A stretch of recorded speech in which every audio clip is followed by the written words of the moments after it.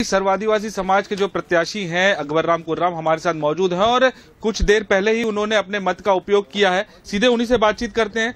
Sir, आपने मत का भी उपयोग कर लिया है, इतने दिनों तक आपने प्रचार किया है, कितने आश्वस्त हैं अपनी जीत को लेकर? हम लोगों ने जो गांव में भ्रमण किया है, लोगों से मिला है, उसके हिसाब से हम लोग जीत के प्रति आश्वस्त हैं। हमें हमारे जो आरक्षित वर्ग के अलावा भी सामान्य वर्ग के लोग, व्यापारी वर्ग के लोग भी साथ दे रहे हैं। इससे अंदाज लग रहा है कि वो लोग एक चेंज चाह रहे हैं, क्योंकि पिछले दोनों सरकार को लोगों ने देख चुका है, दोनों का परफॉर्मेंस कैसा था, क्या है, उसका तुलना करके एक नया आदमी जो हमारा काम कर सके, क्षेत्र की आवाज उठा सके, ऐसे लोगों को चुनना चाहते हैं। क्योंकि आप देख रहे हैं हमारी सामाजिक समस्याएं, हमारी जो मांगे थी, उसके अलावा क्षेत्र की समस्या के बारे में जो हमारे चुने हुए प्रतिनिधि हैं कभी भी आवाज नहीं उठाया। इसलिए लोगों ने कहा है कि अब की बार हम निर्दलीय प्रत्याशी भले हो, लेकिन हमारी आवाज उठाने वाला एक प्रत्याशी को चयन करके भेजेंगे। कांग्रेस और भाजपा, कांग्रेस सरकार में है, भाजपा भी राष्ट्रीय पार्टी है, इतनी मजबूत पार्टी के बीच अपने आप को आप कहाँ देखते हैं? हाँ, उनके पास धन बल है, हमारे पास जन बल है, इसलिए हम लोग आश्वस्त हैं और 8 तारीख को जब परिणाम आएगा तो स्पष्ट हो जाएगा। क्या लगता है कि जिस तरीके से चुनाव के घोषणा हुई उसके बाद बहुत कम समय मिला, इन कम समय में क्या सारे लोगों के पास, मतदाताओं के पास आप पहुंच पाए थे?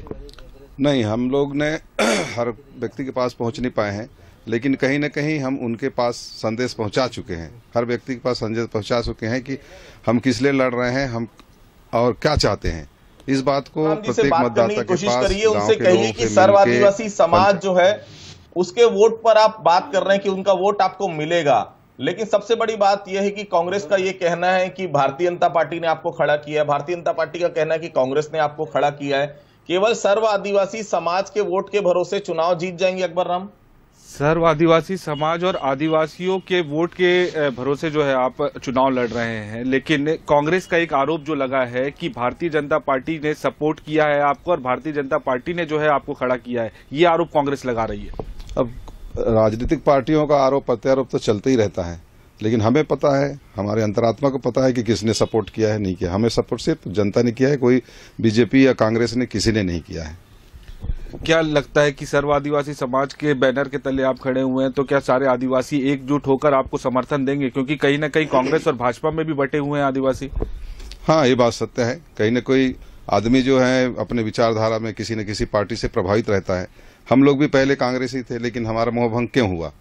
क्योंकि इसलिए मोहभंग हुआ कि दोनों सरकार ने हमारा काम नहीं किया, इसलिए है। और इसी बात को हम जनता के पास पहुंचा रहे हैं और इसीलिए हम लोगों ने समाज की तरफ से मुझे अकबर राम को राम पहले आपने वोट दे दिया, अधिकारी रह चुके हैं। फील्ड पर काम करना और राजनीति की फील्ड में काम करना, कितना अंतर लगा? क्योंकि अचानक उनका नाम आया, बहुत कम समय मिला प्रचार के लिए। कितनी उम्मीद उनको लग रही है भानु प्रतापपुर उपचुनाव को लेकर, जीत की? सरकारी कर्मचारी भी रह चुके हैं, आप रिटायर्ड IPS अधिकारी हैं, वहां काम करना, अब राजनीतिक फील्ड में काम करना, कैसा अनुभव लग रहा है आपको? किस तरीके से आपको समझ में आ रहा है कि राजनीति का अखाड़ा क्या है? राजनीति तो देखिए, हम लोग चुनाव इतने साल नौकरी किए, उसमें भी कराए, लेकिन अब की बार खुद मैदान में हूं, तो इसका बड़ा कटु अनुभव और कई चीजों की जानकारी हो रही है। चुनाव बहुत महत्वपूर्ण है भानु प्रतापपुर का ये उपचुनाव, इस नाते भी महत्वपूर्ण है क्योंकि सर्व आदिवासी समाज ने अपनी पूरी ताकत झोंक दी है अकबर राम कुर्राम के रूप में। कस्में खाई गई हैं, कहीं न कहीं ये बात की गई कि आदिवासी केवल आदिवासी को ही वोट करेगा। वो कितना काम करेगा ये तो खैर 8 तारीख का वक्त बताएगा, लेकिन सावित्री मंडावी ने एक बार फिर से स्वर्गीय मनोज मंडावी को याद करते हुए मार्मिक अपील भी की है जितने वोटर्स हैं उनके सामने। मतलब बहुत साफ है, कहीं न कहीं सहानुभूति की लहर अगर चल गई तो सावित्री मंडावी को निश्चित तौर पर फायदा होगा। लेकिन अगर प्रत्याशी के तौर पर बात करें तो ब्रह्मानंद नेताम प्रत्याशी के तौर पर ज्यादा मजबूत हैं। जो तमाम आरोप उनके ऊपर लगे, वो आरोप बहुत ज्यादा काम किए ऐसा फील्ड पर नजर नहीं आया। मैं लगातार भानु प्रतापपुर में रहा, लेकिन कहीं भी उस रेप के चार्ज के चलते जनता बहुत डाइवर्ट हुई हो, क्योंकि आदिवासी इलाकों में ये सब चीजों का फर्क पड़ता नहीं, बहुत ज्यादा अंतर उसमें पड़ा नहीं है।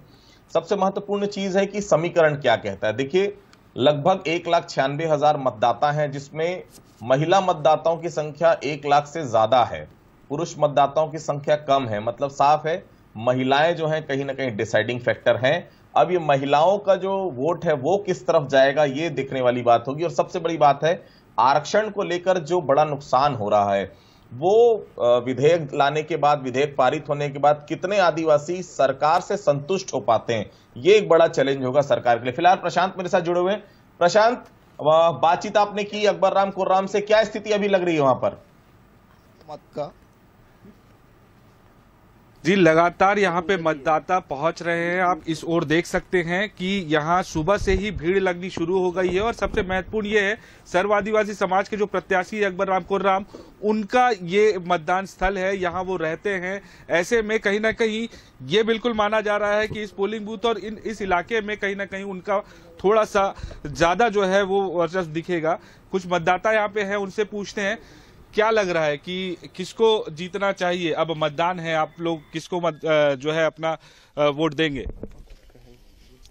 हम लोग हमारे अकबर कुर्राम जी को हम लोग वोट देंगे। यहाँ पे आए हैं तो जो हमारे गांव का है, हमारा विकास चाहता है, तो हम अकबर कुर्राम जी को ही वोट देंगे। तो देखिए कि जिस तरीके से मैं बता रहा था कि पूरे समर्थक जो है उनके यहाँ पर इस क्षेत्र में है। महिलाएं भी जो है सुबह से ही यहाँ पर पहुंची हुई हैं, अपने घर के काम यहाँ पर मत का उपयोग करने के